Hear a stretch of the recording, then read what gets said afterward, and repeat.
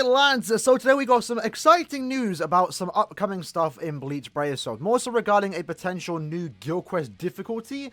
That's not even data mined, but a new skill in the game does kind of potentially hint at that. We do have a new skill coming to the game, and also potentially new 1000 new bubble stories. So if you are interested in that, make sure you stick around for the entire video. We are going to be talking about the stuff that was data mined from the lads at SoulDex and also Hiken. Much love to these lads, because obviously this is the reason why we have this information.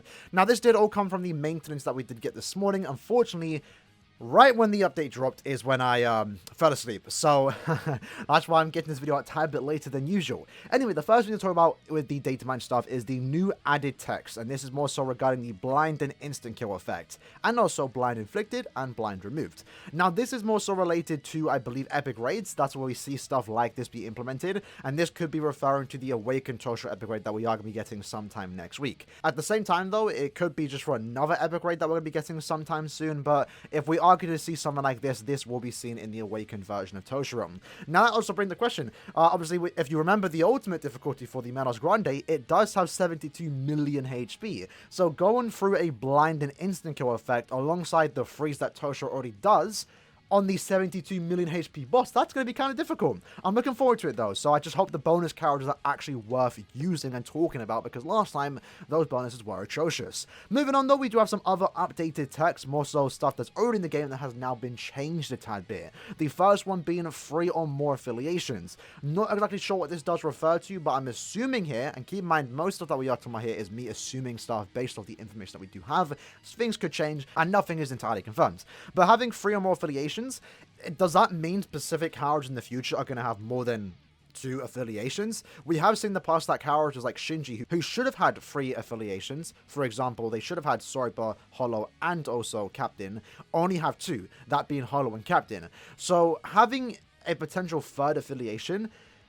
is good and bad. It can be good for certain Senkamon stages, because it means you can be used in more specific affiliation quests, but at the same time too, it could also mean that there's an extra killer now that potential enemies can have against you. For example, let's say, again, use Shinji for example, right? He is a Hollow Captain, and let's say there's one IT that has extra damage to Soriba enemies. He normally wouldn't take more damage, but if they gave him a 3rd affiliation, hypothetically, he would then pick up Soriba, and then he'll be taking more damage in IT. So having 3 affiliations isn't normally that good. So I'm not sure exactly if they're going to do anything with this, and do keep that in mind too. Any stuff that we do have here, it could be nothing, but at the same time, the fact that they are changing some of the data in the game means they are planning to eventually work with that.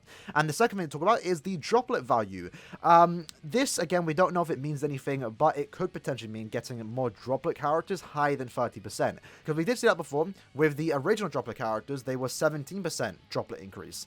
And Caleb knew it's not that good. It is not that good. They tried to do the same thing like they did with the Linkso characters, right? Linkso characters are valuable. You want to summon for them when summoning for Link swords. Super Linkso characters are very valuable, and you want to summon for them whenever they come out.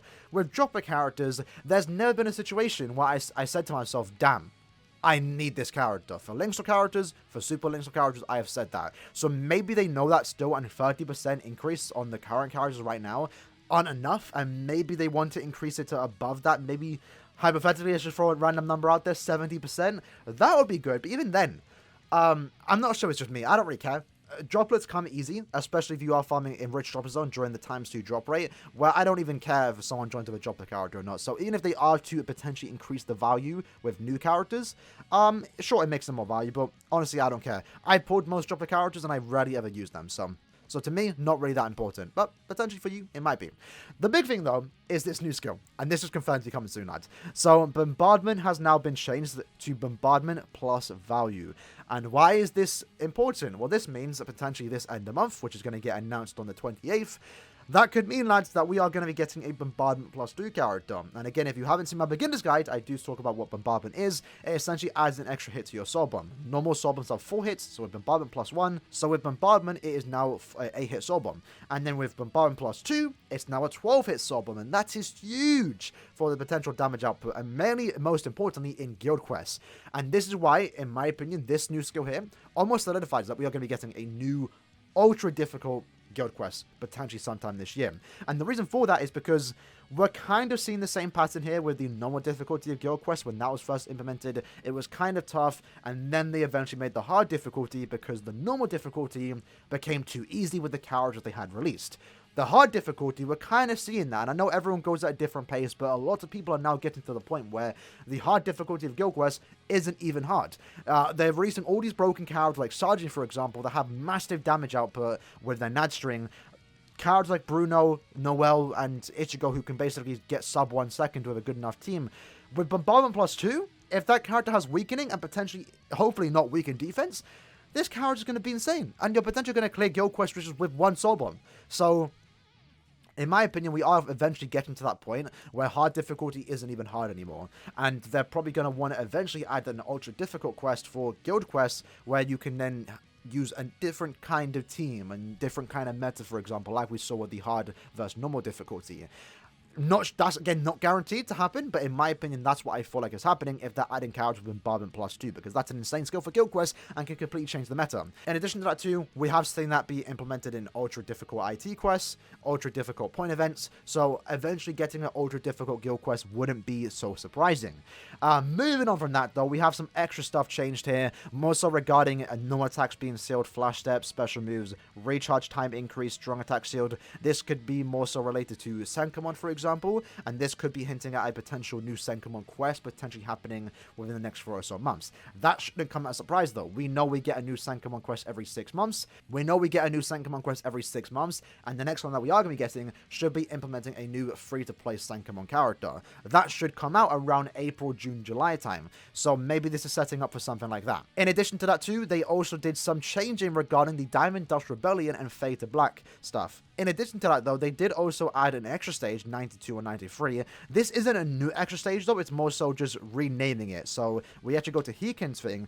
It does say here that Bleach Movie 2 was changed to Diamond Dust Rebellion. Bleach Movie 3 was changed to Fade to Black. Now, what could this mean?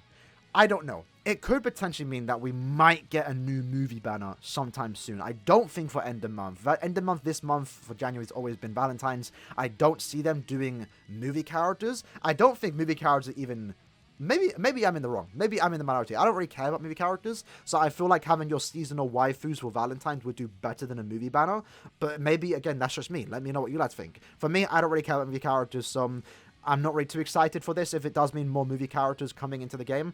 I would be excited for a new Ichigo, though. If it's a remake of a character we already received, then that's kind of boring. Wouldn't mind a new Yin and Yang. And for those that don't know, movie characters are normally always released in May, June time. Last year in May, we did get the movie characters resurrected and also new movie characters. And the year before that, movie characters came back because they were actually really, really rare back then. So we might see the same thing happen again this year. This could be potentially setting up for something like that, where in May time, we might get more movie characters. And I feel like that definitely will happen sometime in 2022. We are definitely going to get more movie characters for the sole purpose because they didn't give us a new Hellverse Ichigo. They didn't give us a lot of other characters that we could have gotten, for example. And instead, they gave us a 2-character banner with Kokoto and Senna when they could have easily thrown in another Ichigo. So I definitely think they did that on purpose for the sole purpose of in 2022, they plan to give us a new Hellverse Ichigo, for example. Whether that's this end of month, I don't know. I don't think so. I'm still standing by the theory right now that movie characters will still continue to come out in May time.